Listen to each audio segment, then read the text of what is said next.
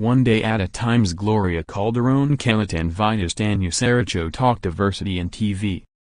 In an industry dominated by white men, perhaps it was only natural that Tanya Saracho and Gloria Calderon Kellett would gravitate toward each other.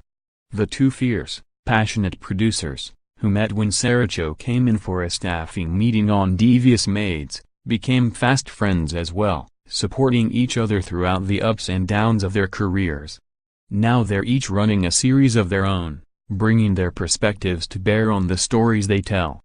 Kellett has reinterpreted Netflix's One Day at a Time for modern times centered on a multi-generational Latino family, while Saracho has won praise for Stars as Vida, which boasts an all-Latinx writer's room. But their goal is to reach a wider audience. I don't think that Vida is just for Latinos. I don't think One Day at a Time's just for Latinos, says Saracho. Echoes Calderon Kellett, it's just from that lens. Hopefully more people will watch and they see themselves, like we have been seeing ourselves. They'll see the communality, and they'll enjoy the storytelling of these interesting characters. Related and number 039 Vida, and number 039, and number 039 One Day at a Time and number 039. Showrunners recount being called racial slur in writers and number 039, room Amy Berg, Sarah Watson, Lauren Undrich talk #Me Too, NDAs, inclusive storytelling. What were your first impressions of each other? Calderon Kellett, I liked her the moment she walked in. Normally you're in writers' rooms with older men, who are just in jeans and t-shirts. She had so much style. To see this kind of goddess walk in. Saracho, oh what? Calderon Kellett, the fabulous earrings and great makeup and nails done. She was the whole thing. Saracho, I don't remember you then as much, except when you got up and hugged me. Nobody else did that and I was like, that's a nice person. I probably won't get this, but that's a really nice person. And then you came back from maternity leave. It was good because I didn't understand anything about TV. I didn't understand that TV writing wasn't writing, it was pitching. Calderon Kellett, it was one of those jobs. Talk about the experience of meeting in the Devious Maids writer's room. Tanya, you had been told that you were the diversity hire. What did that mean to you?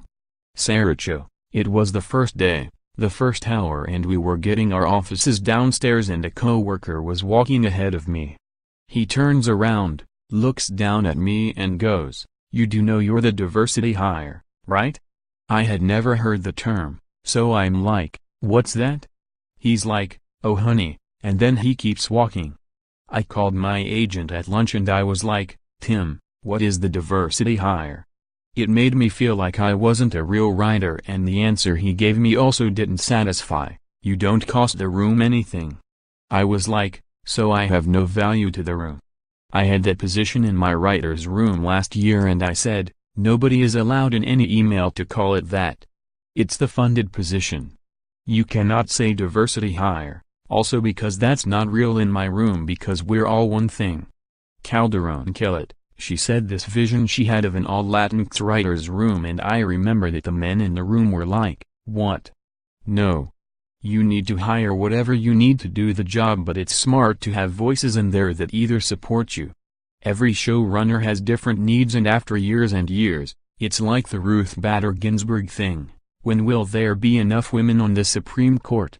When there are 9. Why not let her have what she wants? That was very interesting to see, but my staff is only half Latinx. Saracho, that's still valuable. Calderon Kellett, I have often been the only woman and the only person of color in the room, and then you suddenly speak for all women and all people of color. It's just all of our experiences are so different. When you're the diversity hire, you do feel like, oh, I'm not an equal, and you feel like you need to prove yourself. Saracho, you have to be excellent? Calderon Kellett, you can't just learn like everybody else. Saracho, if I could just be a mediocre white guy, that would be amazing. You have to be above and beyond that, which is exhausting but in every setting, right? I don't think this is just in this industry. Sometimes people of color walk into these spaces that are dominated by the dominant culture, and we have to be better, not make as much trouble.